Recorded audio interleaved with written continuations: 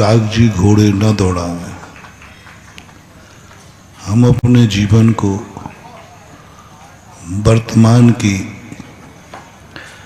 धरती से संबंध रख के चलें। अतीत की वैशाखी व्यक्ति को निष्कर्मा बना देती है, क्योंकि बैसाखी वाला स्वयं चलने में समर्थ नहीं होता।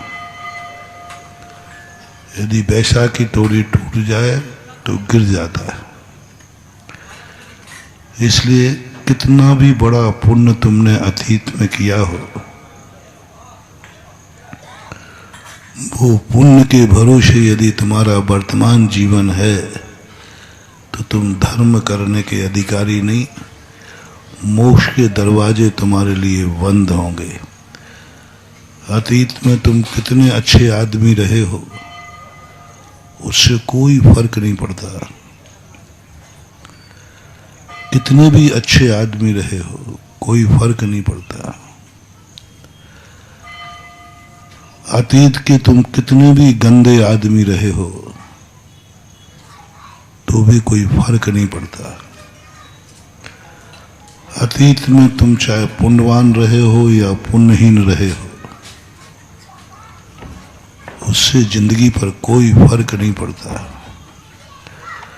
और जिनको फर्क पड़ता है अतीत के धर्म पर, अतीत के पुण्य पर, अतीत के पुण्य पर जो जीते हैं वे स्वर्गों में रहते हैं। स्वर्ग तो मिलता है उनको, लेकिन मोक्ष और मोक्ष मार्ग नहीं मिलता। जिन्होंने अतीत में इतना पुण्य किया है, इतना पुण्य किया है, और उसी पुण्य के भरोसे उन्होंने किया ही इतना था। बहुत सारे लोगों का एक सोच होता है, मैं जल्दी जल्दी इतना कमा लूं कि बाद में बैठ के खाऊं। होता है कि नहीं? हाँ होता है। इतना कमा लूं, इतना कमा लूं कि बुढ़ापे में आराम से बैठ के खाऊं। ये तुम्हारी जिंदगी का सबसे अशुभ सोच है। तुम्हारी जिंदगी का सबसे बड़ा अमंगल सोच है, क्योंकि जिस समय तुम कमा रहे थे उस समय तुम्हारे मन में ये भाव आया है कि आज मेरे में ताकत है, आज मेरे में समर्थ है, मैं इतना कमा लूं कि बुढ़ापे में काम आ जाए। ये पशु का लक्षण होता है। पशु जब खाता है तो इतनी आकुलता से खाता है, इतनी आकुलता से खाता है कि वो उसको चबाता भी नहीं, निगलता है। क्यों? उसको डाउट है कि अभी मिल रहा है, पता नहीं कौन छीन लेवे, पता नहीं कौन डंडा लेके आ जावे, क्योंकि उसका स्वयं का माल तो है नहीं। पशु के पास जो कुछ भी है स्वयं का माल तो है नहीं, दूसरे का माल है। अब दूसरे के माल पर तो कब तक विश्वास किया जाए? पशु जो कुछ भी खा रहा है वो स्वयं की कमाई नहीं खा रहा है। क्यों पशु है वो? क्योंकि वो स्वयं की कमाई खाता ही नहीं है, उसे दूसरे की खाना पड़ती है, दूसरों की खाना पड़ती है। पशु पक्षी देखो, किसी भी खेत में चले जाएंगे, किसी भी जंगल में चले जाएंगे, दूसरों का ही खाते हैं वो। और कभी कुछ पशुओं को मिलता है अच्छा तो पहले वो मेहनत करते हैं, तब किसान उनको कुछ अच्छा खिला देता है, और मेहनत करना बंद कर दें तो वो भी खिलाना, इसलिए वो पशु है। और पशु इसलिए आकुलता से खाता है, जल्दी जल्दी निकलता है। आप बंदर को देखना, बंदर के गाल यहां बड़े हुए रहते हैं, वो जितने यहां बादाम में रखेंगे सब मुंह में रख लेगा, क्योंकि उसे मालूम है कि मैं बंदर हूं, कभी भी डंडा पड़ सकता है, और लेके भागता है। फिर बाद में शांति से जाकर के फिर रौथन करता है। मात पशु ही करते हैं, दुनिया में पशु ही खाते समय इतनी आकुलता उसको होती है, खा ले खा ले खा ले, फिर बाद में जाकर के वो शांति से बैठ के रौथन करता है। पहले पराये माल को अपने पेट के अंदर करता है और फिर रौथन करता है, फिर उसके बल पर खाता है। ऐसे ही सोच तुम्हारे मन में आया, आज कमा रहा हूं, पता नहीं कल कमाने मिला कि नहीं मिला, पता नहीं कल ऐसी अनुकूलता मिली कि नहीं मिली, पता नहीं कल कमाने की शक्ति रही या नहीं रही, पता नहीं कल मन इतना सही रहे या नहीं रहे, पता नहीं ऐसा धंधा कल मिले या नहीं मिले। कितने सारे विकल्प होकर के आप पूरी ताकत लगा करके कमाने का भाव करते। वर्तमान की 2 रोटियों के लिए नहीं, पेट भरने के लिए इतना कमाने की जरूरत ही नहीं है। और खास तौर से बनिया 24 घंटे में 1 घंटे धंधा करेगा, वो अपना पेट भरने के लिए कमा ले। 1 घंटा काफी, बहुत काफी है, बहुत काफी है। 2 घंटा कर ले तो पूरे परिवार का पालन हो जाए, लेकिन फिर भी 24 घंटे कमाता है। 2 घंटे की कमाई से पूरा परिवार पल सकता है, पूरी परिवार शाम को पेट भर के सो सकता है, लेकिन फिर भी बनिया 24 घंटे कमाता है। रात में भी वो कमाने का जुगाड़ लगाता रहता है, भली कमाता नहीं है, लेकिन रात में सोने के पहले सुबह का जुगाड़ लगा के सोता है, कल सुबह उठते ही लग जाना है। किसके लिए? 2 कारण, एक स्वयं का भविष्य, कल के लिए कमा लो, आज मौका मिला है। दूसरा कारण, पता नहीं बाल बच्चों की किस्मत कैसी निकलेगी, उन बाल बच्चों के लिए कमा लो। हमारे हाथ में तो कुछ है, पता नहीं बच्चों की किस्मत कैसे निकलेगी, वो कमा पाएंगे कि नहीं कमा पाएंगे। ये 2 भाव तुम्हारे अधिक कमाने के होते हैं।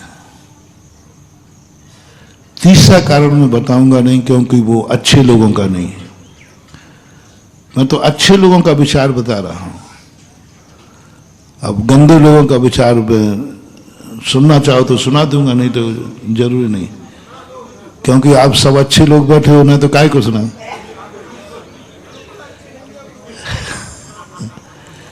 गंदे लोगों का काम है कि वो इसलिए ज्यादा कमाते हैं अय्यासी के लिए, ऐशो आराम के लिए, भोग विलासता के लिए।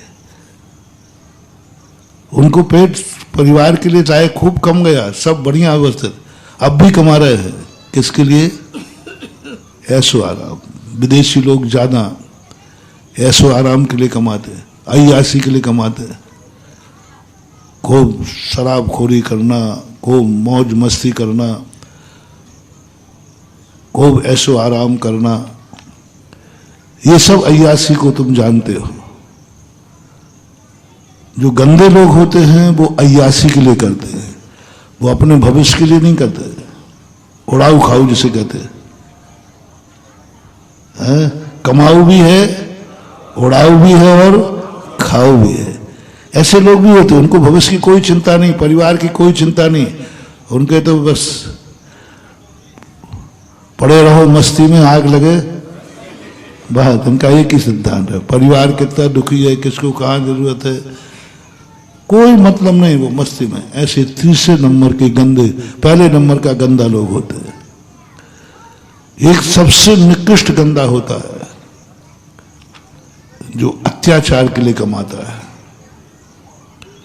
गुंडागर्दी के लिए कमाता है, दूसरों को दुख देने के लिए कमाता है। मैं किसी को दुख दूंगा और यदि कोई FIR लिखी गई तो अटैची देकर निपटा दूंगा। ये सबसे निकृष्ट आदमी है कमाने वाला, जो दूसरों को दुख देने के लिए, अत्याचार के लिए, आताताई के लिए राजगद्दी पर बैठता है। जैसे दुर्योधन, कंस, हिरण्याकश्यप, रावण, जरासंध आदि। ये वो निकृष्ट हिटलर, इन्हें राजगद्दी का शौक नहीं था, लेकिन राजगद्दी चाहिए। अत्याचार के बिना, अधिकार के बिना हम क्या अत्याचार करेंगे? उनको अधिकार मात्र इसलिए चाहिए कि मैं दुनिया में हैदस फैलाना चाहता हूं, दुनिया में अपना रौब जमाना चाहता हूं, रौब के लिए। और हर व्यक्ति को उनको दुख देने का शौक होता है, उसके लिए भी लोग कमाते हैं, बहुत सारे लोग कमाते। राजगद्दी पे बैठते, उनका कोई मतलब नहीं, राजगद्दी पे बैठ जाऊंगा तो मैं कुछ भी अत्याचार करूंगा, कोई मुझे रोकने वाला। न्याय, अन्याय, अन्याय के लिए कमाते। मैं कितना भी अन्याय करूं, कोई मेरे सामने जवान नहीं खोल पाए। रावण ने वैष्णव दर्शन में इसलिए वरदान मांगा था, मैं कितना भी अत्याचार करूं, कोई भगवान भी मुझे नहीं मार पाया। कई लोग किसी के लिए अमर बनते हैं, जो अच्छे लोग होते हैं वो धर्म के लिए अमर बनते हैं। मुझे अच्छा कुल मिला, अच्छा धर्म मिला, अच्छा जाति मिली, मेरा यह छूट ना जाए, मैं अमर हो जाऊं। लेकिन पापी कहता है कि मैं जल्दी नहीं मरूं, क्योंकि मुझे बहुत पाप करना है, बहुत अत्याचार करना है, और मैं अत्याचार करूंगा तो कोई ना कोई मारेगा, और मैं मरना नहीं चाहता हूं क्योंकि मुझे अत्याचार बहुत करना है। इसलिए वो वरदान मांगते हैं कि भगवान आप भी ना मार पाए मुझे। अरे भाई, मेरे हाथ से मरने में क्या आपत्ति है? बोले आप तो मुझे जल्दी मार दोगे क्योंकि मैं पाप करने जा रहा हूं।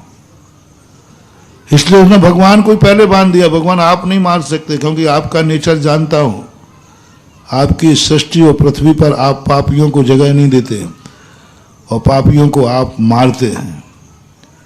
महान आत्माओं का काम है पापियों को पैदा नहीं होने देना, हो जाए तो उनको नाश करना, उसको बंदी बनाना। इसलिए मैं आपको ही बांधता हूं कि आप भी मुझे नहीं मार पाएंगे, ऐसा वरदान ले लिया। तो पापों के लिए, अत्याचार के लिए कैसे कैसे लोग हैं, दूसरों को दुख देने के लिए राजा बनते हैं, दूसरों को दुख देने के लिए कमाते हैं। कमाई भी कर रहे हैं इसलिए कि हमें खौफ फैलाना है।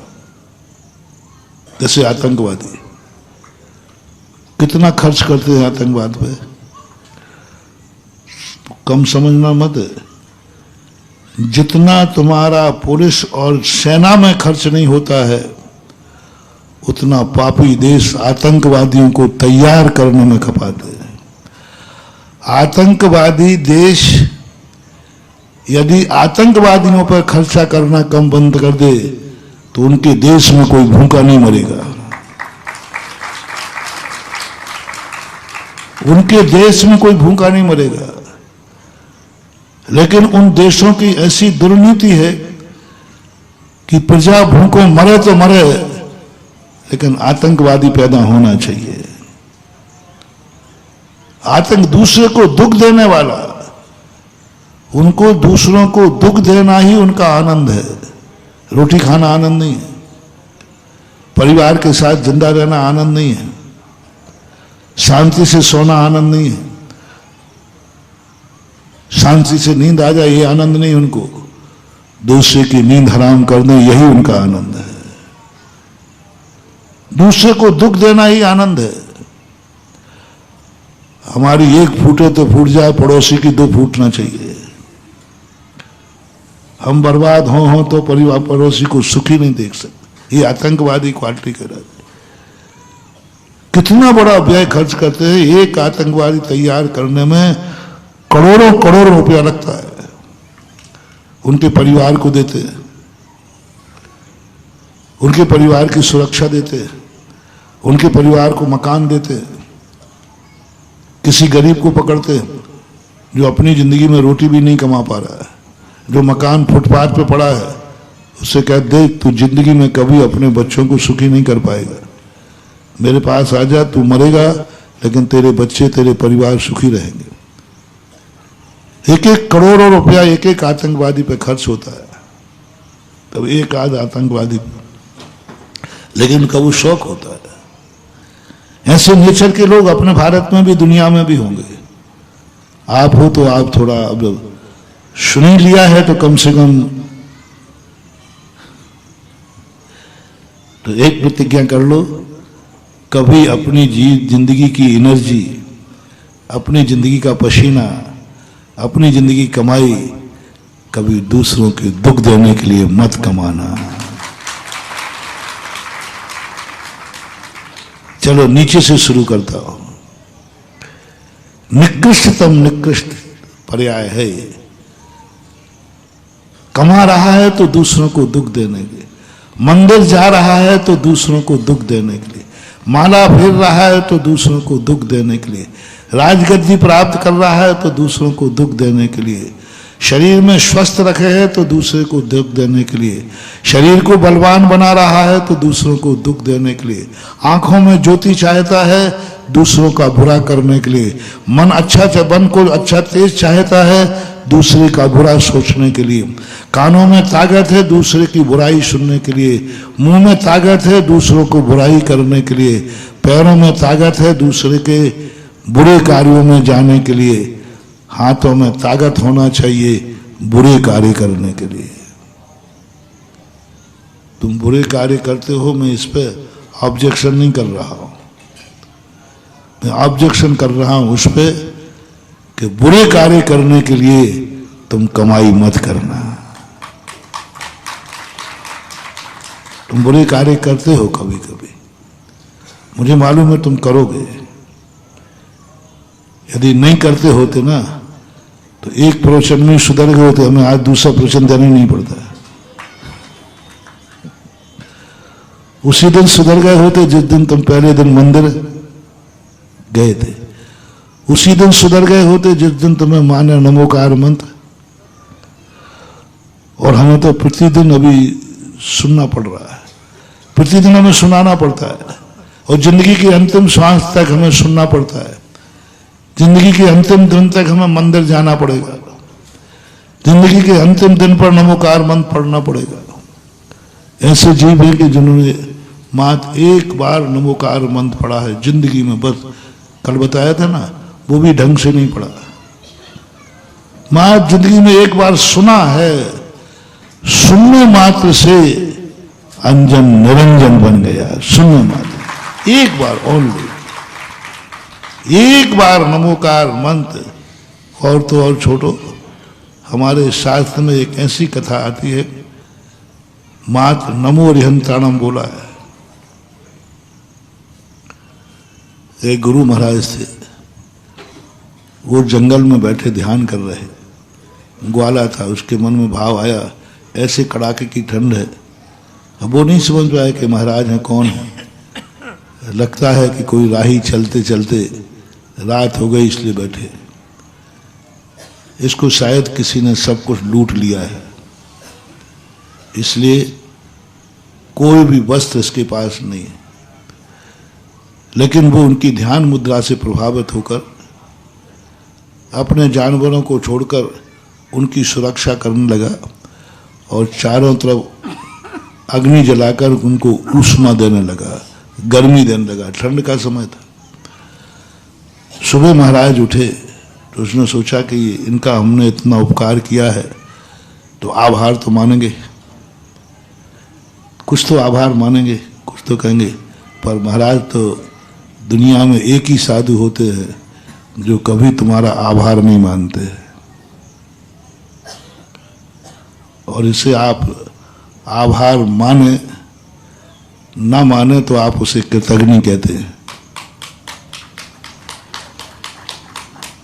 ताली बजा दी, इसका अर्थ तुमने हमें मामला होश में सुना करो। जो आभार नहीं माने वो कृतज्ञ कहलाता है, यानी निकृष्ट है। काय का कृतज्ञता किया? दो शब्द आभार के नहीं थे, दो शब्द आभार के नहीं थे, और उसको कोई आभार माना नहीं उसने, तो उसके मन में आया क्या, कैसे? बहुत बुरी चीज मानी जाती है। कोई व्यक्ति तुम्हारा आभार न माने, तुमने कोई ने अच्छा काम किया हो, व्यक्ति का आभार न मानने पर मन बिगड़ जाता है। 5 दिन पंचकल्याणक में कार्य किया, बस कमेटी इतनी भूल गई कि फलाने चंद का भी आभार है, बस उसका दिमाग खराब। दो आभार के शब्दों में बहुत आनंद है, बहुत आनंद है। लेकिन ये ध्यान रखना, साधु कभी तुम्हारा आभार नहीं मानता, इस साधु का धर्म है। महाराज जी, एक और तो आभार नहीं मानने पे आप निंदा कर रहे हो, और एक और आभार नहीं मानने वाला कौन होता है? साधु। साधु कभी आभार नहीं मानता। जो आभार नहीं मानता वो साधु नहीं है। साधु जो होता है वो आभार नहीं मानता। रिपीट करना, जो आभार नहीं मान रहा है वो साधु हो कोई जरूरी नहीं है, लेकिन जो साधु होगा वो आभार नहीं मानेगा। और साधु यदि तुमसे आभार मान ले, समझ लेना उसने तुम्हें अभिशाप दे दिया, तुम बर्बाद हो जाओगे। यदि साधु ने कह दिया, बहुत बड़ा मोटिवेशन दे रहा हूं अनुभव, हमेशा आप आभार को अच्छा मानते हैं,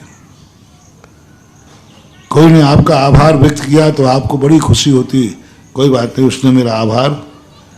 पर एक ध्यान रखना, कभी साधु से आभार की कल्पना मत करना,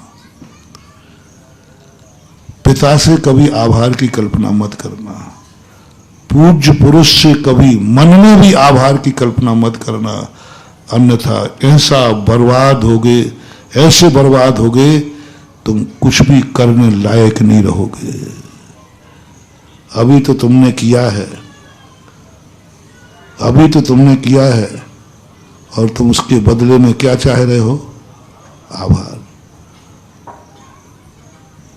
कोई बुरा नहीं है आभार चाहना। और समाज से मेरा कहना है, थोड़ा सा भी कोई तुम्हारे प्रति कुछ भी करे, थोड़ा सा भी, आपको आभार मानना चाहिए, थैंक्स कहना चाहिए, धन्यवाद कहना चाहिए। यदि किसी ने तुम्हारे प्रति थोड़ा भी कुछ किया है और तुमने आभार नहीं माना, तो सुन लो, कल तुम्हारे लिए तुम चिल्ला चिल्ला के मर जाना, कोई तुम्हारा कार्य करने वाला नहीं मिलेगा, क्योंकि तुमने आभार नहीं माना, आभार नहीं माना। इसलिए हर व्यक्ति को मेरा कहना है, जिसने तुम्हारी जिंदगी में कुछ भी किया हो, उसको एक बार थैंक्स जरूर कहना। मैं अभी जनरल प्रवचन दे रहा हूं, थैंक्स जरूर, ये नियम ले लेना। एक पेड़ ने भी तुम्हें कुछ दिया हो तो पेड़ को भी जाके कहना, हे वृक्ष थैंक्स। एक कुएं ने भी तुम्हें पानी दिया हो तो कभी कभी कह दिया करो, हे कुआं तुझे थैंक्स, तेरे कारण मेरा भगवान का अभिषेक होता है। वैष्णव दर्शन में तो कुएं की पूजा करा दी। वैष्णव दर्शन का सोच बहुत आगे का उसमें सोचा होगा उन्होंने, कि ऐसे तो ये कुआं के मानने वाले नहीं है, तो उन्होंने जल देवता बना दिया, क्योंकि तुम देवता के नाम पे झुकोगे। वो भी जानते थे जल कोई देवता नहीं होता, लेकिन जल को थैंक्स कराना है, क्योंकि वो पानी पीता है, जिलाता है, जिंदा करता है। कुएं की पूजा करा दी, और उस कुएं की, जिस कुएं से आप लोग पानी भरते, गांव में पहले कुएं होते थे, महिलाएं कुआं का पूजा करती थी। नई बहू आती थी तो थोड़ा शेयर करना, पुरानी दादी माँ बैठी होती, पूरा परिवार कुएं पे ले जाएगा और कहेगा हे कुआं देवता। और कोई मां सुबह सूतक हो जाता था। 45 दिन के बाद मंदिर की पूजा ही नहीं, कुएं की भी पूजा करने जाते थे। तो ये परंपराएं जब मैंने गांव में कई बार देखता हूं, आज भी पुराने गांव में है, तो मैंने कहा क्या होगा ये? मुझे इसका जवाब कहीं शास्त्रों में देखने में नहीं मिला। मुझे लगा तो ये तो मिथ्यात्व है, और है भी मिथ्यात्व, क्योंकि उसको देवता मानने लगे तुम लोग, धर्म मानने लगे।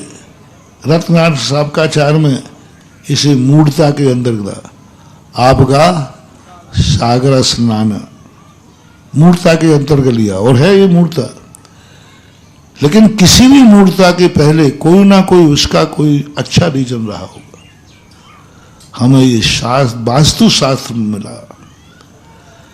वास्तु शास्त्र में जब ये कहा गया कि किसी भी चीज से तुम्हें उपकार मिला है, आप उसको थैंक्स कह दीजिए। वहां ये मत देखिए कि ये पेड़ है कि पौधा है कि जल है। यदि आप बहुत प्यास लग रही है और एक गिलास पानी मिल गया, तो पानी को कह दीजिए थैंक्स। जिस कुएं ने दिया है थैंक्स, जिसने पिलाया है उसको तो कह ही देते हो, अरे भाई आपका बहुत आभार है, मैं प्यास से मर रहा था, आपने उसको तो कह देते। लेकिन पानी को भी थैंक्स कहो, पेड़ पौधों को थैंक्स कहो। अंधेरे में कोई दीपक जल गया तो यूं करते आप लोग, ये मिथ्यात्व है। जैसे रात में लाइट, शाम को लाइट जलती ना, तो सब लोग क्या करते ऐसी आदत है ना सबकी, सब करते हो। तो ये मिथ्यात्व हो गया। लेकिन अंधेरे को दूर किया है इस दीपक ने, इसलिए थैंक्स कहना ये उपचार हो गया। थैंक्स कहना, हम आपके आभारी हैं। क्योंकि पूजा बड़े की जाती है, पूजा गुणवान की जाती है, नमस्कार गुणवान को की जाता है, और ये गुणवान है नहीं, पूज्य है नहीं, ये अपूज्य है। अपूज्य व्यक्ति भी उपकारी हो सकता है, लेकिन जो जो उपकारी हो वो पूज्य हो, ये कोई नियम। जो जो उपकारी है वो पूज्य हो, ये कोई नियम नहीं है। लेकिन उपकारी हो सकता है अपूज्य व्यक्ति, अपूज्य व्यक्ति उपकारी हो सकता है, लेकिन जो जो उपकारी हो वो पूज्य हो, ये कोई नियम नहीं है। और यदि तुमने हर उपकारी को पूज्य मान लिया, वहीं से मिथ्यात्व चालू हो जाएगा। जैसे जैनियों में एक उपकारी को पूज्य मानना, धर्मेंद्र पद्मावती जो थे ये उपकारी थे, पारसनाथ का संकट दूर किया था, संकट दूर किया था। तो तुमने सोचा ये तो उपकारी है, तो लोगों ने उनकी पूजा शुरू कर दी, उनको नमस्कार शुरू कर दिया, उनको चोला चलाना शुरू कर दिया। ये मिथ्यात्व हो गया। शास्त्रों में लिखा है, क्षेत्रपाल आदि शासन देवी देवताओं की पूजा करना मिथ्यात्व की कोटि। प्रभाचंद जी ने रत्नगान की श्रावकाचार्य की टीका में इस बात का वर्णन किया, इसी देव मूर्ता के उसमें। मिथ्यात्व हो गया, क्योंकि उपकार किया है इसलिए पूजा चालू नहीं। यदि तुम्हारे महाराज ध्यान में बैठे और कोई पत्थर मार रहा था किसी बकरी चराने वाले ने, और आप अर्घ पूजा करने आ रहे थे, आप अर्घ लेके आ रहे थे, आप श्रीफल लेके आ रहे थे, और तुम्हें पता चला कि मेरे महाराज को पत्थर मार रहे थे, इस गडरिया ने बचाया है। गडरिया ने, उसने बचाया है, महाराज को बचाया है, नहीं तो महाराज को कुछ भी हो सकता था। तो आप उसको थैंक्स तो कह दीजिए, लेकिन जो अर्घ भगवान के लिए गुरु को चढ़ाने आए थे, अब वो वहीं चढ़ा दीजिए, क्योंकि उपकारी है। उदक के चंदन तंदुल चढ़ा दो, वो द्रव्य चढ़ा दीजिए, वो द्रव्य, क्योंकि उपकारी है, महाराज बचते नहीं, कितनी बड़ा उपकारी क्यों ना हो, वो थैंक्स का अधिकारी है, पूजा का अधिकारी नहीं। और तुम लोगों ने यही कर दिया, छेदपाल पद्मावती आदि ये उपकारी हैं, ये चौकीदार हैं, लेकिन ये पूज्य नहीं है, ये वंदनीय नहीं है। असंजदो न बंदी दब्बो, ये वंदना के योग्य नहीं है। संकट ये दूर करते हैं, इसमें कोई संदेह नहीं। एक कांस्टेबल होता है, वो कांस्टेबल तुम्हारी रक्षा करता है। लोग सोचते हैं कि कांस्टेबल सुरक्षा करता है, और कभी कांस्टेबल के पास जाओ, रास्ते मिले, भाई वहां तुम ड्यूटी पे थे, मेरे यहां भी आ जाना, दूर से करना, वो डंडा फटकारे तेरे बाप का नो करूं जो आ जाऊं। अब उसी कांस्टेबल को मैं बुलाता हूं, तुम लोग देखना, तुम लोगों को कितने तुम छेदपाल पद्मावती की पूजा कर लेना, ये कभी तुम्हारे काम नहीं आएंगे, बल्कि डंडे और बढ़ेंगे। कितने कर लेना, ये अपनी पूजा से नाराज होते हैं। जो जो इनकी पूजा करते हैं उनसे सख्त नाराज होते हैं। उन मंदिरों में अतिशय खत्म हो जाता है। एक बार एक मंदिर में चोरी हुई,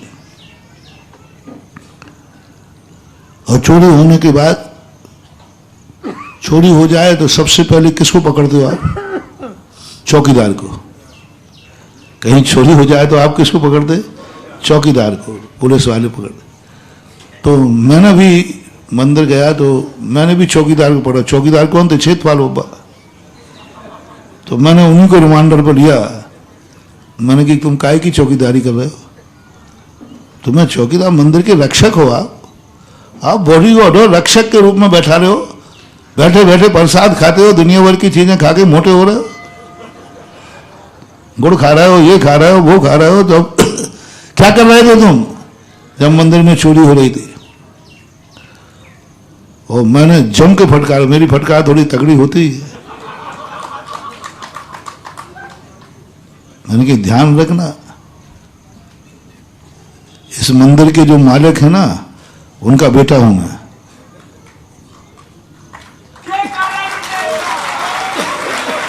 मैंने उनको यही कहा, मालूम है तुम्हें मैं कौन हूं?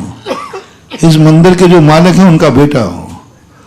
मुनि महाराज जिनेन्द्र देव के लघुनंदन कहलाते हैं। पंडित जी साहब बनारसी दास ने लिखा है, केली करें शिव मार्ग में जिनवाही जिनेश्वर के लघुनंदन। जिनेश्वर के लघुनंदन कहा मुनि के लिए। मैं जिनेन्द्र देव का बेटा हूं, जो जो मुनि बनते मैं उनका बेटा हूं। मालूम आपको, आपको सस्पेंड करा सकता हूं, आपको ड्यूटी से हटा सकता हूं। तो उन्होंने क्या एहसास कराया? बोले साहब मैंने ड्यूटी छोड़ दी है।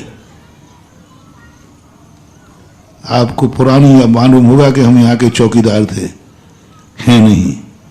बल्कि हो नहीं थे आप? हाँ था, लेकिन हूं नहीं। बोले क्यों? अब क्यों नहीं हो?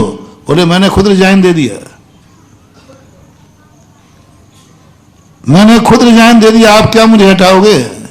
मैं पहले ही छोड़ चुका हूं। मैंने क्यों छोड़ चुके? बोले तुम्हारे जो भक्त हैं ना, ये भगवान से ज्यादा मुझे पूछते हैं, भगवान के सामने मुझे पूछते हैं, और मैं भगवान का सच्चा भक्त हूं, सम्यक दृष्टि हूं। जिनेन्द्र देव के मंदिर में मैं सच्चा भक्त हूं। मैं अपनी पूजा नहीं करा सकता क्योंकि मैं पूज्य हूं नहीं। क्या गजब का उस दिन हमारे लिए आभास हुआ। बोले मैं पूज्य हूं ही नहीं, मुझे मालूम है कि मैं ऐसा ही नहीं हूं।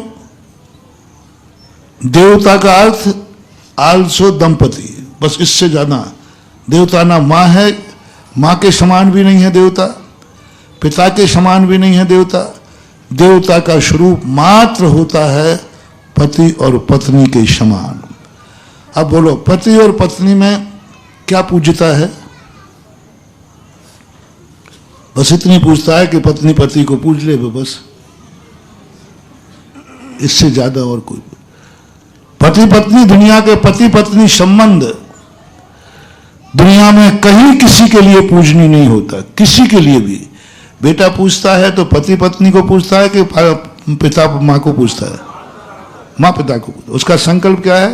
मम्मी, पति पत्नी है इसलिए पूजा नहीं है ही नहीं संसार में। जैन दर्शन में तो खास तौर से पति पत्नी की कभी पूजा नहीं होती। और देवता एक पति पत्नी से ज्यादा इनकी कोई भी बकत नहीं है। तो कहते, देवता कहते मैं जानता हूं कि मैं पूज्य नहीं हूं, फिर भी आप लोगों के भक्त हमें पूजा करते हैं, आरती उतारते हैं, नारियल चढ़ाते हैं। मैं सम्यक दृष्टि हूं महाराज। पहली बात मैं पूज्य नहीं हूं, उतने में मंदिर में मेरी पूजा भगवान की कम करते हैं। भगवान के प्रति श्रद्धा नहीं, मेरी श्रद्धा बढ़ाते हैं, यानी मेरे कारण से भगवान का अपमान होता है। मुझे ऐसे कुंद कुंद भगवान ने कहा, जो अपूज्य है फिर भी पूजा कराता है और बड़ों के सामने पूजा कराता है, तो हों तो लुल्ल मुया, वे लूले लंगड़े अंधे गूंगे बहरे होते विकलांग होते। महाराज मुझे लूले लंगड़े अंधे बहरे नहीं होना है, इसलिए मैंने मंदिरों में से ड्यूटी छोड़ दी है।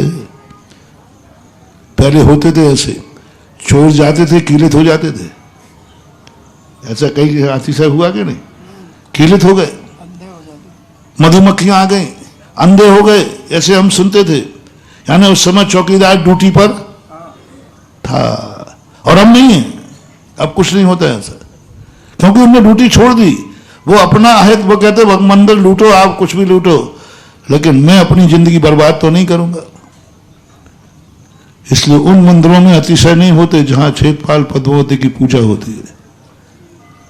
वे मंदिर कभी भी अतिशयकारी नहीं हो सकते, वे कभी विकास को प्राप्त नहीं हो सकते, क्योंकि उनकी पूजा वो पूज्य हैं ही नहीं।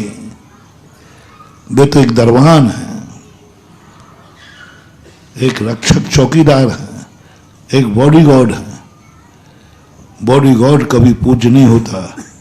गुलदस्ते राष्ट्रपति को भेंट होते हैं कि बॉडीगार्ड को? सम्मान किसका होता है? इसलिए इन सब चीजों के लिए उनको पूज्य मानने लगे, उपकारी होने से, क्योंकि इन्होंने पारसनाथ का उपकार दूर किया था। ये बहुत बड़ी भूल हो गई। काम यही करेंगे। मालूम, तुम कहते महाराज आपको देवी देवताओं का डर नहीं लगता, आप खुली बुराई करते हो। सावधान, जितने भी छेदपाल पद्मावती हैं वे सब मेरे से प्रसन्न रहते हैं, और नाराज तो उनसे हैं जो उनकी पूजा करते हैं। क्योंकि जैसे यदि मान लो कोई आपको यदि कोई हमारे लिए अर्घ लेके आ रहा था, भगवान का अर्घ लेके आया था, और रास्ते में तुम मिल जाओ और तुम्हें यदि वो पाद प्रक्षाल करके और अर्घ चढ़ावे तो चढ़वा लोगे? बोलो ना। और जबरदस्ती चढ़ाए तो भागोगे, अरे मरवाएगा क्या तुम? मैं मेरा पूरे चल रहा। अब कोई तुम्हारे क्या होता कि चंदन तन डोले, तो ज्ञानी हुआ तो भागेगा, भैया मुझे मारेगा, ये देखो मैं पूज्य हूं नहीं, मैं अपनी औकात जानता हूं, मैं क्या हूं और ये मुझे अर्घ चढ़ा रहा है। सही ज्ञानी होगा तो भाग जाएगा और कहेगा भैया क्यों, तुम मेरा दुश्मन है पूर्वों का। अरे भाई पूर्वों का दुश्मन क्या, मैं अर्घ ही तो चढ़ा रहा हूं।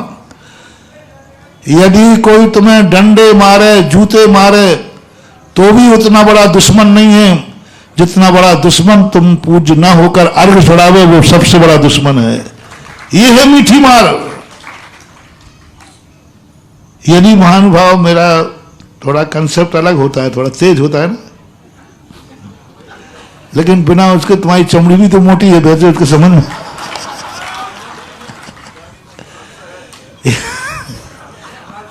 यदि कोई तुम्हारा लिए जूते मारे, प्राण भी लेवे, तो महानुभाव मत समझना कि वो तुम्हारा अहित कर देगा। प्राण ले लेगा तो जिंदगी खत्म कर सकता है, लेकिन दुर्गति नहीं भेज सकता। जूते मार के अपमान कर सकता है, लेकिन ज्यादा नुकसान नहीं है। लेकिन कोई व्यक्ति यदि तुम उस अर्घ के योग्य नहीं हो और कोई यदि तुम्हारी पूजा करे, अर्घ चढ़ावे, पाद प्रक्षालन करके गंधोदक बनावे, समझना ये उस व्यक्ति से भी ज्यादा बड़ा दुश्मन है जो तुम्हारे भाव बिगाड़ देगा। मारने वाला एक भाव बिगाड़ेगा, लेकिन पूजा करने वाला भाव बिगाड़ देगा तुम्हारा। और तुम्हें लगेगा अरे भैया मैं कौन सा बुरा कर रहा हूं, तुम्हारे पैर ही धोके तो पी रहा हूं, मैं कौन सा गड़बड़ कर रहा हूं, तुम्हारे पैर ही धोखा तो गंदो कैसे लगा, तुम्हें तो कष्ट नहीं दे रहा हूं, और कौन सा गड़बड़ कर रहा हूं, बढ़िया उदक चंदन तंदुल पुष्प कई चर सुदीप सुदू फल अर्घ्य कई धवल मंगल ज्ञान रवा को ले। आगे नाम बताओ किसका ले लू? अब आगे आता ना जिन ग्रहे गुरु आज नहीं, ये बोलते ना अब यहां कोई नाम सेट करना है, किसका कर दूं? अरे जिसका कहोगे उसका सेट कर दूंगा। अरे देवियां आपका हो तो बता दो, हम आपका सेट कर दें, कोई बात नहीं। मत करवा लेना, जन्म जन्म बर्बाद हो जाएंगे। ये पूजा, ये प्रशंसा, ये चरण छूना बहुत खतरनाक है। बुंदेलखंड की एक बहुत गंदी परंपरा है, सुधार कर लेना चाहिए। यहां सास ससुर को कुंवर साहब के पैर पड़ने की परंपरा है, भांजी की पैर पड़ने की परंपरा है, कन्या के पैर पड़ने की परंपरा है, बेटी के, कन्या के बेटी के पैर पड़ने की परंपरा है। मेरा कुंवर साहबों से पहले कहना है, वो कौन है तेरे ससुर और सासू? माँ पिता का दर्जा दिए जाते हैं, बल्कि जन्म देने वाले को पापा बोलते हो और ससुराल को बोलते हो पापा जी। क्या रिस्पेक्ट है, देखो बड़े और जन्म देने वाला उसको बोलते पापा। अब मैं पहले उल्टा समझा, बाद में हमें अकल आई, अरे मैंने कि मामला तो उल्टा है। मम्मी को मम्मी बोलते हो, सासू को मम्मी जी, वाह रिस्पेक्ट है। इधर जी लगा रहा है, उधर सासू से पैर पड़वा रहा है। जहां जहां से सासू ने पैर पड़े हैं, घुटनों से पड़े हैं, तो वहीं से जाएंगे। जन्म से पोलियो होगा। मां के बराबर है, मां ही है। पत्नी की मां सही, तेरी मां सही, दोनों मां है, पार्टनरशिप है ये। उसकी मां है तो तुम्हारी मां है, उसका पिता है तो तुम्हारे पिता है। इनसे कभी पैर नहीं पड़वाना, किसी शास्त्र में नहीं लिखा। राजस्थान में कोई भी कुंवर साहब सास ससुर के पैर पड़ते हैं, कोई कुंवर जग के पैर नहीं पड़ता। बहुत अच्छी परंपरा है। और बुंदेलखंड में ये गंदी परंपरा है। मैं कुंवर साहबों से कहना चाहता हूं, अभी तक पढ़वा लिए हैं तो प्रायश्चित कर लेना है, और नई पूरी शुरुआत हो तो भूल कर कभी, क्योंकि वो माँ बाप के बराबरी के हैं, उनकी उम्र देखो। और तू छोकरे का, कई लोग तो त्यागी वृत्ति होते हैं सास ससुर, तू मंदिर भी नहीं जावे, वो बिना मंदिर के नहीं खावे, और उनसे पैर पड़वा रहा है। तो मंदिर नहीं जावे और वो बिना मंदिर के खावे नहीं, वो पैर पड़ रहा है सास ससुर। विवाह के समय पैर पड़ते हैं। सारे बुंदेलखंड के लिए एक आगाज है, संदेश है। आज से ही ये परंपरा हर घर की खत्म होना चाहिए। और जिनने पढ़वा लिए हैं उनको पश्चाताप करके प्रायश्चित करना चाहिए, सास ससुर से जाकर के माफी मांगना चाहिए। यदि जबरदस्ती पढ़े, कोई सास ससुर रूढ़िवादी हो सकते हैं, अरे तुम तो महाराज की बातों में आ गए, ये तो हमारे यहाँ की परंपरा है, तो चाहे भली तुम रिश्तेदारी तोड़ देना,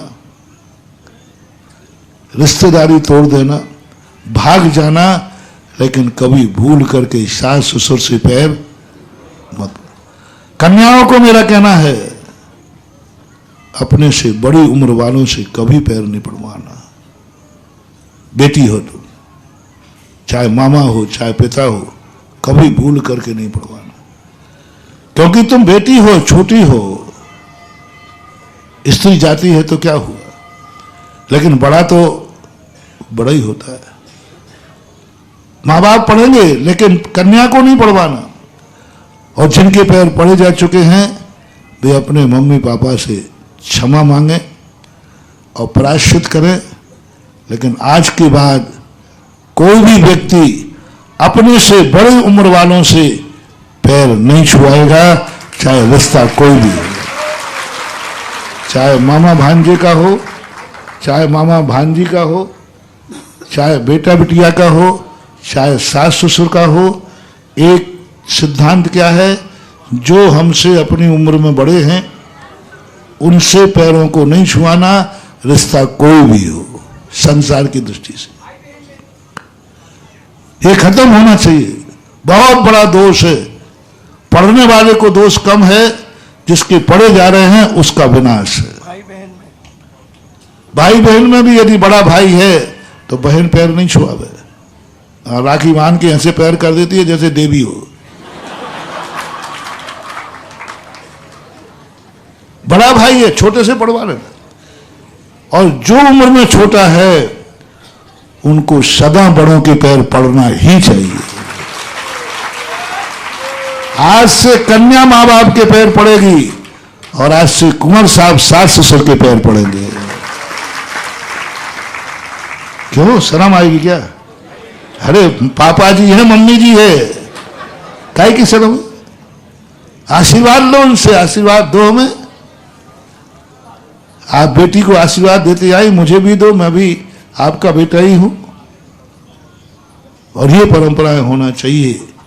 और ये सबसे बड़ा, छोटों को हमेशा बड़ों के पैर पड़ो। जब भी बड़े मिले तुरंत पैर पड़ लेना चाहिए, उससे उच्च गोत्र का बंध होता है। रिपीट करता हूं, अपने से बड़ों से पैर पड़वाना नीच गोत्र के बंध का कारण है और बड़ों के पैर पड़ना उच्च गोत्र के बंध का कारण है। अब फल भी मैंने बता दिया, दो फल बताए। अपने से बड़ों से पैर पड़वाओगे तो लूले लंगड़े अंधे बहरे होगे। और कुल कौन सा मिलेगा?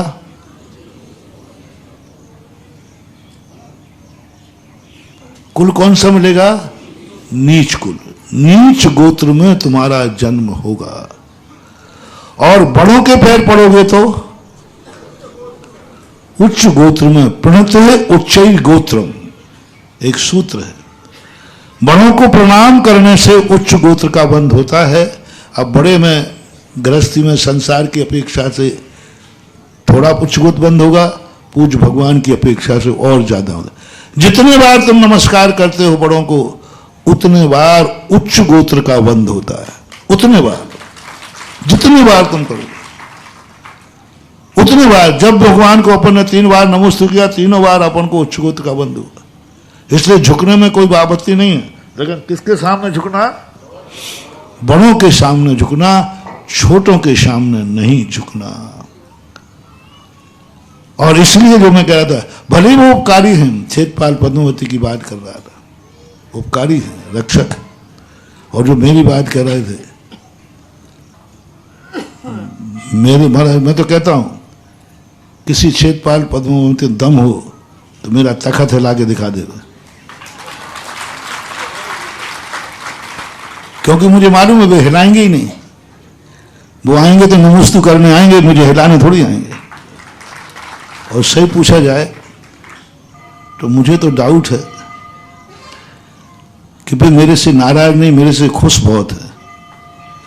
सारे छेदपाल पद्मावती मेरे से खुश हैं, क्योंकि ऐसे ऐसे असंभव कार्य जिस पर मुझे भी डाउट होता है कि होगा कि नहीं होगा, वो चुटकियों में हो जाता है। तो मैंने दाएं हाथ की चुटकी बजाई, वो गलत है, बाएं हाथ की। कहते ना आपको ये काम तो मेरे, तो मैं सोचता हूं हो कैसे गया। लगता है कि यही छेदपाल पद्मावती सब काम करते, मेरे सब काम वही करते हैं। और सबसे ज्यादा छेदपाल पद्मावती का भारतवर्ष में विरोधी कौन है? सबको मालूम है। अब देखो तुम लोग इसी से समझ जाओ रे। मैं सबसे ज्यादा उनका विरोध करता हूं, सबसे ज्यादा डांटता हूं। कहां तुम्हारे बड़े बड़े पदों पे बैठ रहे, मैंने दरबान तक बना दिया और वे मेरे से खुश हैं, बाबा जी जय हो, हमें नीच गोत्र से बचा लिया। और तुम जो उनकी पूजा करते, आराधना करते, वो तुम सबसे नाराज हैं। वो जानते हैं मूर्खों को इतना पता नहीं है, इतना मालूम नहीं। तुम्हारे हमारे में फर्क कितना मालूम है? कितना है? संक्षेप में, तुम उनके भक्त हो और वो मेरे भक्त हैं। तुम उनके भक्त हो तो वे तुम्हारे किसी काम में नहीं आते हैं, और वो मेरे भक्त हैं तो भक्त सदा काम करते ही। उनके भक्त मत करो, वो तुम्हारे भक्त हैं, उपकारी हैं। जैसे कांस्टेबल है, देखो इनको बुलाने का तरीका बता रहा हूं। कांस्टेबल होता ना, वही ड्यूटी पे आता है, रक्षा भी वही करता है।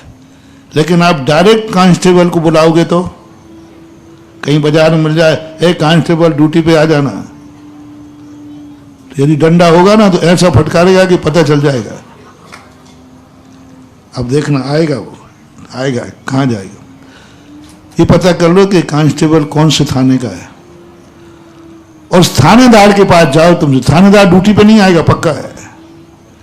आप उस थानेदार के पास एप्लीकेशन लगाइए, बोले साहब 4 कांस्टेबल चाहिए, बस एप्लीकेशन लगा के आ जाओ। कांस्टेबल ढूंढता हुआ आएगा, तुमसे पूछेगा साहब कहाँ ड्यूटी करना है, किसके कहने पर? उसका बॉस कौन है? उसका बॉस कौन है? किसके अंडर में चलता है, किसके अंडर में वो है?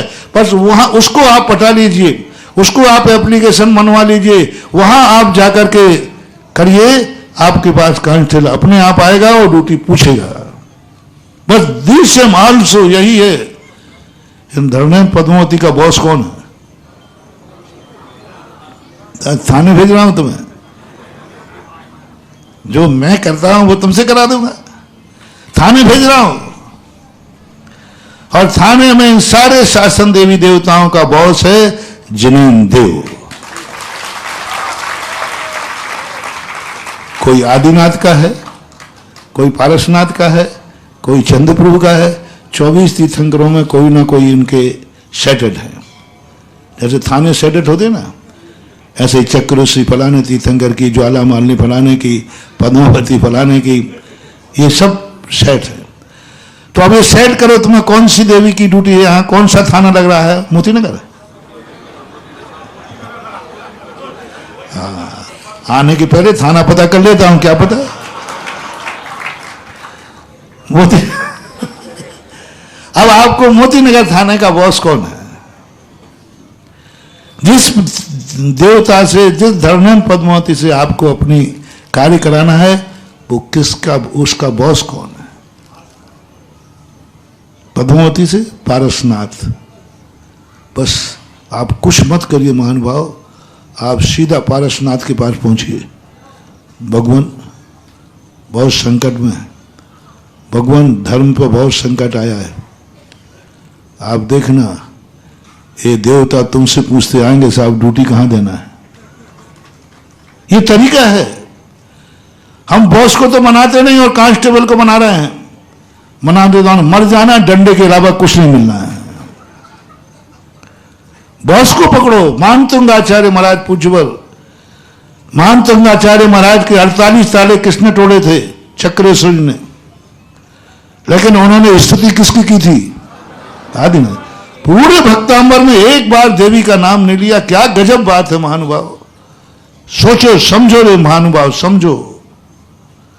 एक बार नाम नहीं लिया पूरे 48 काव्यों में, एक बार भी किसी देवी देवता का नाम नहीं। और रक्षा आके किसने की? देवी ने की, देवता ने की। चक्रेश्वरी ने आकर 48 ताले तोड़े और मानतंग आचार्य महाराज ने उसका नाम भी नहीं लिया। नमस्कार की बात तो, पूजा की बात तो, नाम भी नहीं लिया। किसका नाम लिया? पूरे भक्तांबर में आदिनाथ जिनेन्द्र देव का वर्णन किया और जिनेन्द्र देव के पास एप्लीकेशन लगाई और वो एप्लीकेशन फॉरवर्ड हुई और वो देवी आ गई। हे भगवान, कहां ड्यूटी देना है, यह है तरीका। चपरासियों को चाय वो पिलाता है जिसकी बॉस तक पहुंच नहीं होती है।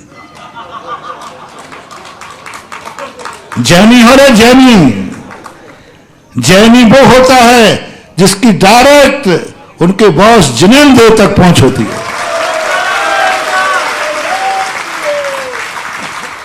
और जिसकी डायरेक्ट बॉस तक हो, बताते उसकी गाड़ी, ऐसा कहते ना, अरे भाई इसकी प्रधानमंत्री तक सीधी पहुंच है।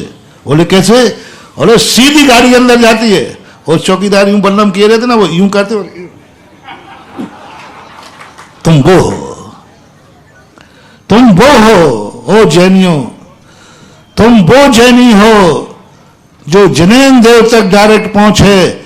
जैसे ही तुम मंदिर में पहुंचते हो, ये धर्मेंद्र पद्मावती यूं करते हैं। तुम्हारी गाड़ी रोकने वाले नहीं है, बल्कि तुम्हें नमस्कार करेंगे, क्योंकि ये कौन आया है? वे धर्मेंद्र पद्मावती कहेंगे कौन आया है? जिनेन्द्र देव का भक्त आया है। और जिनेन्द्र देव का भक्त है, वो उनका बॉस का ही भक्त है, तो भी तुम्हें भी नमस्कार करते हैं जैसे भगवान को करते हैं।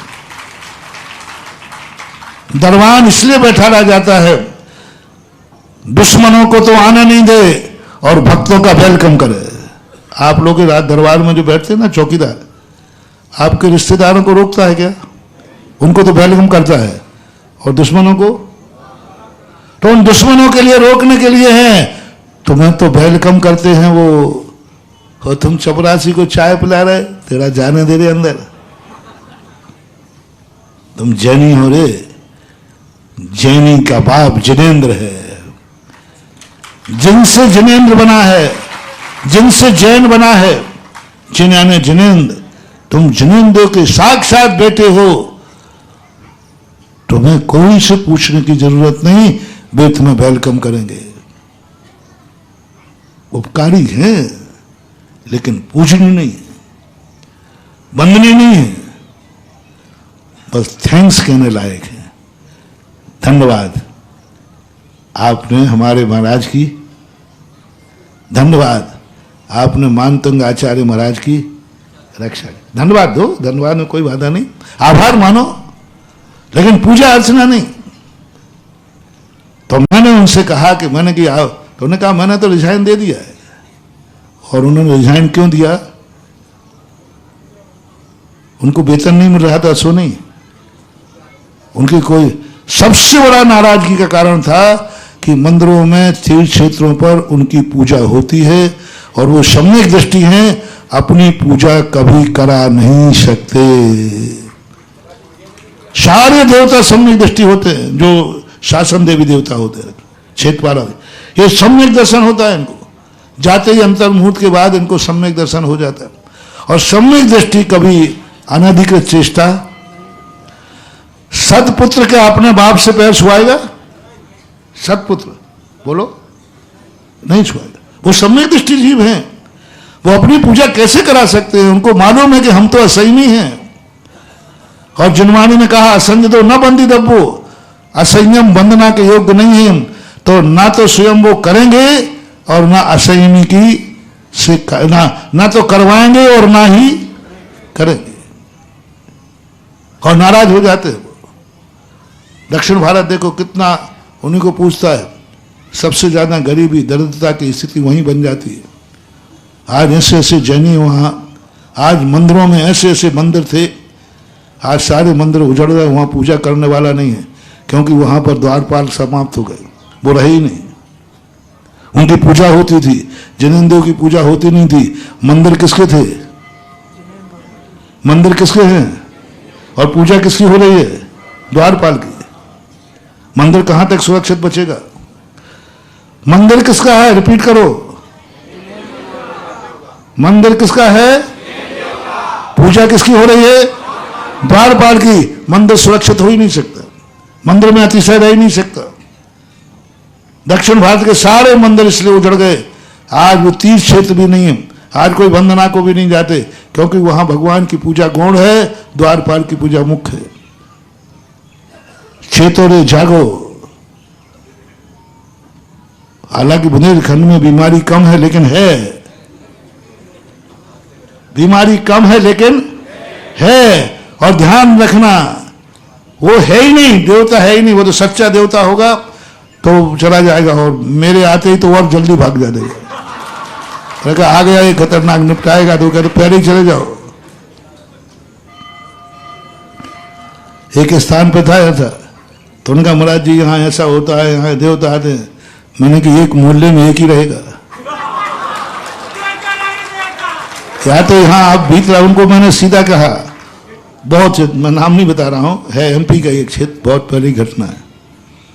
वहाँ एक बहुत, जहाँ देखो वहाँ चबूतरे, जहाँ देखो वहाँ ये वो पता नहीं क्या क्या बना था। लोग बड़े डरते थे।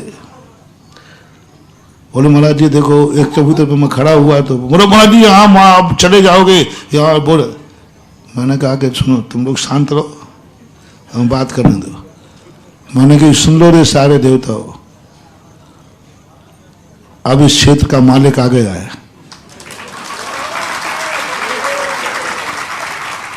और रजिस्ट्री मेरे पास है कि ये वसीयत मेरे बाप की है।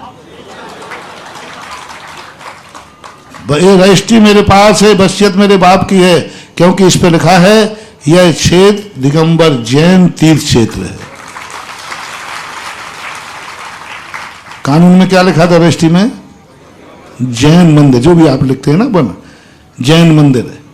मैंने कि यहाँ जैन मंदिर लिखा है, और जैन मंदिर का जिनेन्द्र देव का मंदिर, और जिनेन्द्र देव का बल्दियत मेरी है, मैं बेटा हूं। तुरंत खाली करते हो, नहीं तो नालिश कर दूंगा रिपोर्ट। और एक बार साधु की रिपोर्ट हुई तो देवताओं पर स्वर्ग में भी स्थान नहीं मिलेगा। तुरंत खाली करके चले गए, और आज वहां जिनेन्द्र देव के मंदिर बने हैं, ठाठ से पूजा हो रही है, सारा जगत पूजने आ रहा है।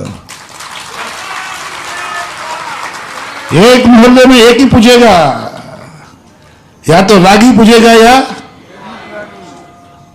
और ये मंदिर किसके हैं? बस भीत रागी की पूजा करो। भीत रागी कहा, रागी द्वेषी असंयमी लोगों को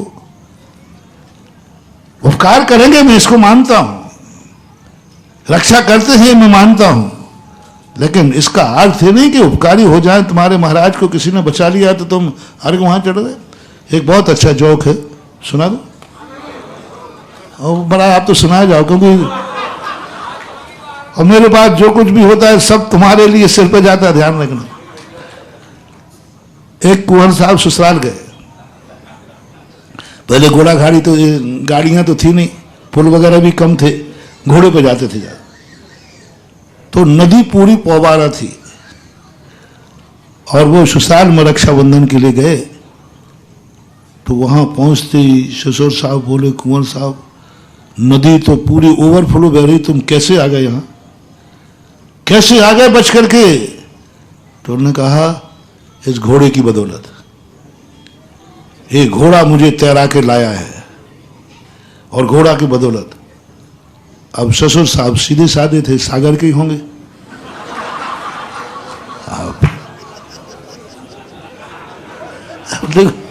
मैंने कभी कहा था, अच्छा बोलूंगा तो सागर के लिए, बुरा बोलूंगा तो सागर के लिए, क्योंकि मेरे पीठ पीछे बुराई नहीं करता हूं, मुंह सामने बुराई करता हूं।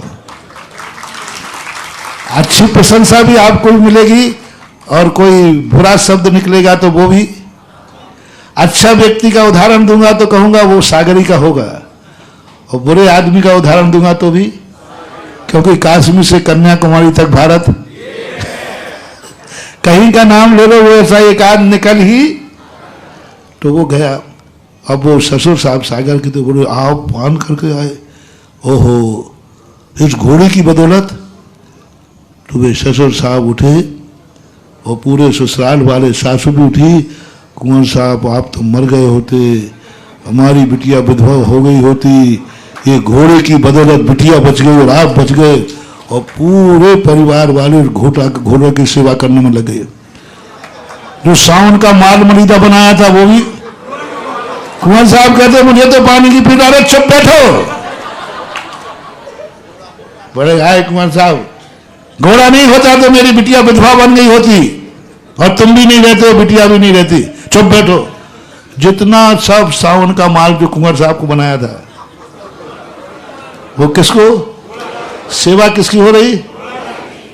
ओहो। और कुंवर साहब कहते हैं कि क्या कर रहे हो तुम लोग? बोले चुप रहो, इसने ही बचाया है तुम्हें। और कुंवर साहब नाराज हो गए और भाग गए। अब उनके पास क्या बचा? अब घोड़ा और बिटिया को बवा दो अब एक साथ। कुंवर साहब तो भनक के भाग गए। दिन भर होगा, कोई पूछ ही नहीं रहा। जो देखो घोड़ा को पूछ रहा है, जो देखो घोड़ा को खिला रहा है, जो घोड़ा के हाथ जोड़ रहा है, और कुंवर साहब मक्खियां भगा रहे हैं। कोई पूछ ही नहीं रहा, क्योंकि उनके मन में क्या भाव भर गया कि कुंवर साहब को बचाया इसलिए घोड़ा ही। कुंवर साहब भाग गए। अब वो मनाने आने को तैयार नहीं। और कुंवर साहब अकेले नहीं भागे, घोड़ा भी ले गया साथ में। और फिर कभी कुंवर साहब ससुराल नहीं गए। घोड़ा भी गया, कुंवर साहब भी गए। सुन रहे हो ना? हो। ऐसे ही तुम्हारे लिए उपकारी है। धर्मेंद्र पद्मावती क्षेत्रपाल आदि उपकारी हैं। और जमीन दो तुम्हारे कुंवर साहब हैं, बॉस हैं। उनको तो तुम पूछ नहीं रहे हो, लगे हो सेवा करने के लिए, पूजा करने के लिए, चोला चढ़ाने के लिए, सब लगे हो। भगवान भाग जाएगा रे मंदिर में से। और भगवान भाग गया तो घोड़ा रूपी क्षेत्रपाल भी भाग जाएगा। तुम बैठे रहना अकेले अपनी बिटिया को लेकर के, बैठे रहना। समझदारी क्या है? घोड़े ने बचाया है, घोड़े ने बचाया है, उसको भूसा रख दो। और है तो थोड़ा उसमें बुलानो, क्या बोलते, बिनोला मिला दो, खली खली खली मिला दो। लेकिन सेवा तो किसकी होना चाहिए? बस वही मैं कह रहा हूं, उपकार किसी ने किया है तो थैंक्स कह दो, आभार मानो, लेकिन पूजा तो जमीनदेव की ही करना है। ध्यान रखना। वंदना तो जमीनदेव की करना है, जाप तो सब जमीनदेव करना है। उसको बस कह दो थैंक्स, बहुत अच्छा, रात में कोई चोरी चपाटी नहीं हुई, चौकीदार बहुत अच्छा, आशीर्वाद देते हुए आओ। चौकीदार को क्या करते हो? बहुत अच्छा, ड्यूटी बहुत अच्छा दिया, ज्यादा है तो वेतन बढ़ा देना, और क्या है। ये होना चाहिए। और ये इससे विपरीत होता है। इसलिए उपकारी का जो अपना मूल प्रसंग था, उपकारी का आभार तो मानना है। उपकारी का, रिपीट करो, उपकारी का आभार तो मानना है, लेकिन उसको पूज्य मानना जरूरी नहीं है। अब ये चीज हमने आप सबको बता दी। अब दूसरी बात बता रहा हूं जो अपना मूल प्रसंग था। तुम्हें आभार मांगने की इच्छा होती है, होना चाहिए। इसको मैंने इतना कार्य किया, इसने 2 शब्द आभार के नहीं बोले, कोई बुरा नहीं यहां तक। बस इतना सा देख लेना, जिसका तुमने उपकार किया है कहीं उससे तो आभार की अपेक्षा नहीं है। गुरु की सेवा की है, 4 महीने की है, बिहार कराया है, कहीं तुम्हारे मन में ये भाव तो नहीं आ रहा है गुरु महाराज को एक बार आभार तो मानना चाहिए? यदि ये भाव आ गया, तुम्हारा विनाश निश्चित है। पिताजी मेरे से आभार मांगे, क्योंकि मैं देखो 10 भाई थे, किसी ने सेवा नहीं की, मैंने की है। मैंने की है, बेटे ने की और पत्नी, उसकी पत्नी ने की। अब बेटा बहू एक चाहते हैं, एक बार तो मम्मी पापा कम से कम मेरा आभार मानने में, बेटा मैं तेरा बहुत आभारी हूं, तू नहीं होता तो मेरा बुढ़ापा। इस आभार की कल्पना बेटा बनकर के पिता से मत करना महानुभाव। 100 भवों तक अनाथ हो गए, माँ बाप की गोद नहीं मिलेगी। एक बार तुमने माँ बाप से आभार की कल्पना की है, एक बार तुमने आभार, माता पिता आभार माने, गुरु आभार माने, कभी ये कल्पना मत करना महानुभाव, भूल करके नहीं करना। मंदिर आभार माने, तुमने मंदिर बनाया, भगवान को बैठाला है, भगवान से चाहो भगवान आभार मानो। गुरु की सेवा भगवान से तो फिर भी गुरु के प्रति आ सकता है। मैंने इतना बढ़िया गुरु की सेवा की, लेकिन गुरु के पास एक शब्द भी नहीं है। वो ग्वाले के अंदर एक ही भाव आया, कैसे महाराज? हमारे शास्त्र में हरिवंश पुराण के अंदर कृष्ण जी के संबंध में एक आता है। एक वैद्य था, कृष्ण जी ने कहा, देखो वैद्य जी, महाराज आहारचर्या को आए, समय हो गया है, आहारचर्या को आए हैं, मौन है, हाथ भी आप देख नहीं सकते, ये कुछ बताएंगे नहीं, आप इनकी शक्ल देख करके, इनके शरीर की गंध को सूंघ करके दूर से इनकी दवाई दो, ऐसी दवाई दो, हाथ दिखाएंगे नहीं, कुछ नहीं। पहले कुशाग्र वैद्य होते थे, महाराज के पास गए, उनकी गंध को देख करके बीमारी पता कर ली और उन्होंने दवाई दे दी। आहार के ही समय एक खुराक लेते ही वो ठीक हो गए महाराज। अब वैद्य जी थे, वो भी सागरी के थे, वो घोड़ा की सेवा करने वाले कहाँ के थे? और अब ये दूसरा कौन है जो कहता है कैसा साधु है, मैंने इनको खुराक दी, इतनी बढ़िया खुराक दी, 2 शब्द इनके आभार के नहीं। और वो कह रहा है, महाराज जी आप आए थे, बीमार थे, अब आप स्वस्थ हो गए, दवाई मैंने ही दी थी। तो वो ये चाह रहा था कि महाराज जी इतना कह देंगे, वैद्य जी आपका बहुत बहुत आभारी, आपने मुझे ठीक कर दिया। महाराज नहीं बोले, महाराज नहीं बोले, एक बार भी नहीं। उसने 10 बार कहा, महाराज मैंने आपको ठीक किया है, मैंने आपकी सेवा की है, मैंने किया। एक बार आप आभार कह दो। आप लोगों में एक आदत है, महाराज की सेवा करके उड़ाए ना देते हो, महाराज मैंने किया है आपका काम, क्या चाहते हो, क्या चाहते हो? महाराज कुछ नहीं चाहते, थोड़ा आभार कह दो ना, थैंक्स। कभी नहीं करना महानुभाव, भूल कर नहीं करना। उस वैद्य ने इतना भाव किया और बस इसी भाव में वो 24 घंटे। कैसे होते जैन साधु, आभार नहीं मानते, मैंने दवाई दी, आभार नहीं मानते, और इसी आभार का क्लेश करके मरण को प्राप्त हो गया। इसी आभार, बहुत बड़ा मोटिवेशन है महानुभाव, सुनना गौर से। इसी आभार का, इसी आभार को मानते हुए, आभार के लिए आप लोग कई बार महाराजों को छोड़ देते। क्या करो, इतनी सेवा करो, महाराज जी आशीर्वाद तक नहीं देते, मेरा एक बार भी नाम नहीं लिया। और सबसे ज्यादा, मैं सही बोल रहा हूं ना? हाँ, गलत बोलूं तो शाम को जिज्ञासा में कर लेना अभी तो कर नहीं पाओगे।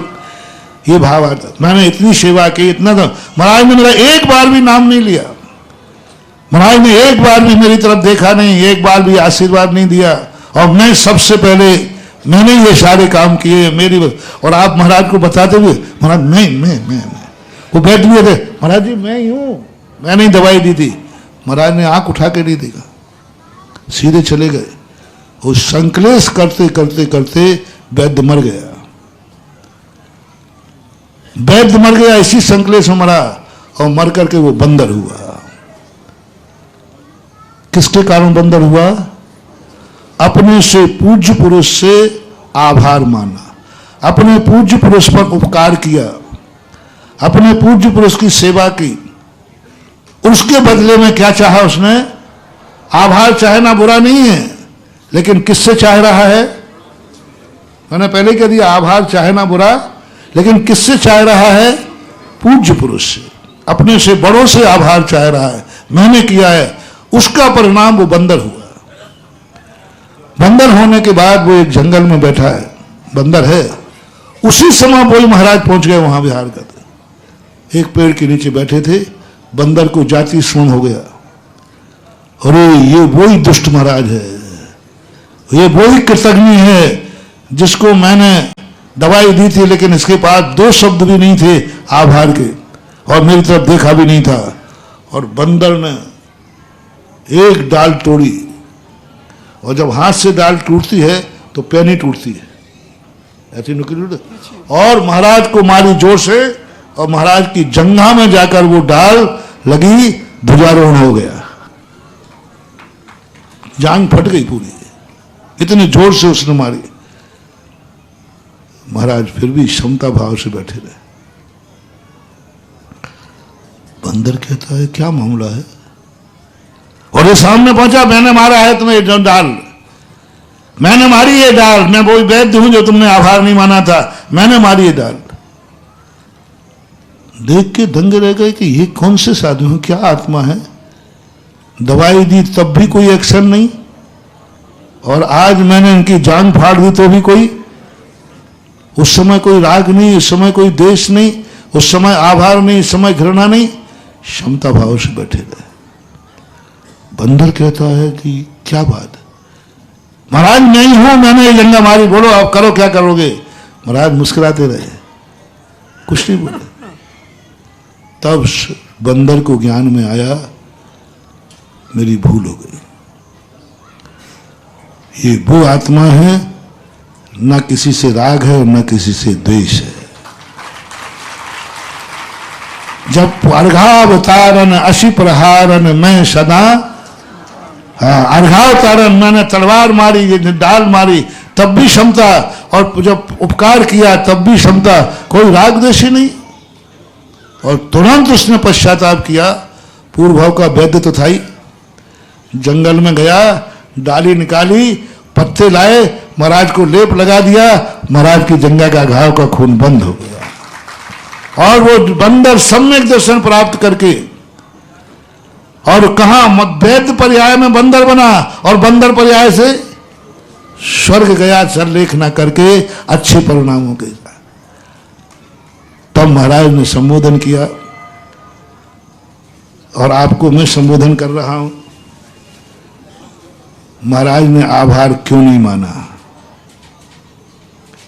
2 शब्द बोलने से क्या, ऐसा वैद्य। और आज एक बहुत दुखद समाचार अभी 1 मिनट पहले आया,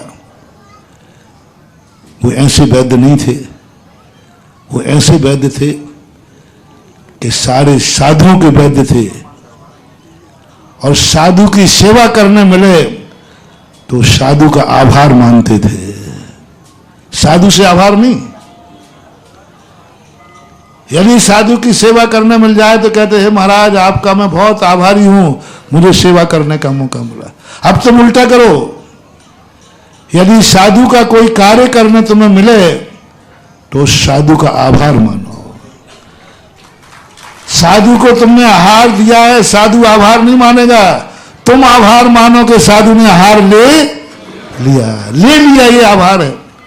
दान देने वाले दान देते समय नहीं माने मैंने इतना दान दिया, नहीं, तुम कमेटी का, तुम मंदिरों का आभार मानो कि इस निमित्त से हमारा दान स्वीकार हो गया। कभी सेवा करने मिले तो ऐसा भाव आवे, मैं बहुत आभारी हूं महाराज कि मुझे आपका कुछ कार्य करने का मौका, ये आभार मानना चाहिए। ऐसे आभार मानने वाले वैद्य, बहुत बड़ी दुर्घटना हुई, हालांकि उम्र थी, बहुत उम्र है, आज अभी कुछ मिनट पहले वो अंतर ध्यान हो गए, यानी मरण को प्राप्त हो गए। वैद्य जी सुशील वैद्य जी थे, जयपुर के माने हुए वैद्य थे।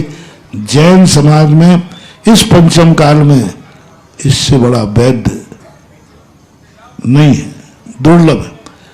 मुनियों के लिए तो वरदान थे, जिनके हाथ में सिद्धि थी, जिनके वचन में सिद्धि थी, जो पत्ती तोड़कर दे दे वही साधु के लिए औषधि बन जाती थी। जिनके यहां औषधि बनती थी, 24 घंटे भक्तामृत पाठ चलता था, नमोकार मंत्र पर चलता था, चाहे दवाई की पुड़िया बन रही हो, चाहे दवाई की घुटाई हो रही हो, पूरे के पूरे वो आरोग्य भारती को मैं देख के आया हूं। बस भक्तांबर पाठ चलता रहेगा, दवाई घुटती रहेगी। पुड़ियां लग रही हैं, भक्तांबर पाठ बन रहा है।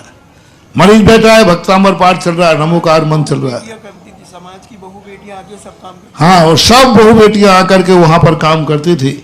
बहुत बड़ी आरोग्य भारती थी। आज वो समाधिस्थ हो गए और उनके प्रति जाना तो सबको ही है। जब आचार्य जी चले गए तो सुशील जी तो फिर जाना नियत है, लेकिन कई लोग कुछ ऐसा करके चले जाते हैं कि वो मरने के बाद भी जीवित बने रहते हैं। मरने के बाद भी वो जीवित बने रहते हैं। वो बात अपन फिर जैसे भी ध्यान में आएगा बताऊंगा कि महाराज ने आभार क्यों नहीं माना, क्यों नहीं मानते हैं महाराज आभार। जब आभार नहीं मानना कृतज्ञता है तो बस साधु कृतज्ञ क्यों होता है, आभार क्यों नहीं मानता है। समय आपका हो गया। अब कल कहां प्रवचन होगा वहां आके सुन लेना, क्योंकि मैंने पहले ही कहा कि हमारा प्रवचन पंडाल सभा में बैठे हुए से कोई लेना देना नहीं है। हमारा प्रवचन तो रेगुलर सुनने वाले, लाइव में लाखों लोग बैठे हैं, वो तो रेगुलर कंटिन्यू सुन ही रहे हैं। चाहे कटरा से करो तो, मंगलगिरी से करो तो, और मोराजी से करो तो वो कहीं से भी करेंगे, उनको तो रेगुलर सुनना है। लेकिन आप लोग जो हैं अभी सागर में हैं तो लाइव में ना सुनकर साक्षात सुनो ना। लाइव में सुनना और साक्षात सुनने में इतना अंतर है कि साक्षात जीवित बाप के सामने बैठना और फोटो मरे बाप के सामने फोटो पे बैठना। और जीवित बाप जब तुम्हारे सागर में बैठा है तो टीवी पर मरे बाप की फोटो के सामने क्या प्रवचन सुन रहे हो। फोटो पे अगरबत्ती कब लगती है? इसलिए टीवी तो उनके लिए है जो यहां आ नहीं सकते, जो दूर हैं, जो प्रतिदिन आ नहीं सकते, बीमार हैं, ऐसे कार्यों में व्यस्त हैं जो आना संभव नहीं, या दूर हैं, उनके लिए है। जो आ सकते हैं, स्वस्थ हैं, उनको साक्षात सुनना चाहिए, क्योंकि प्रवचन का ही आनंद नहीं है, प्रवचन के साथ जो मेरी एनर्जी जा रही है वो तुम्हारे लिए कल्याणकारी है। क्योंकि बोलते समय जो हमारी आत्मा, बोलते समय हमारी आत्मा तद्रूप हो जाती है, हमारा मन तद्रूप हो जाती है, हमारी चेतना तद्रूप हो जाती है। इन शब्दों के साथ वह चेतना भी तुम्हारे पास जाती है। कभी बताऊंगा साक्षात प्रवचन में और कैसेट के प्रवचन में कितना अंतर है, वो देखेंगे। आज सुशील वैद्य जी के नाम से साधुओं के परम उपकारी, समाज की बहुत बड़ी शक्ति, बहुत बड़ा उनके प्रति हमारा बहुत था। अपन 9 बार नमोकार मंत्र पढ़ के उनके प्रति आप लोग अपना एक प्रदर्शन करें। मैं आशीर्वाद देता हूं, आप लोग उनके प्रति विनयाञ्जलि दे करके 9 बार नमोकार मंत्र पढ़ के अपनी भावना व्यक्त करें।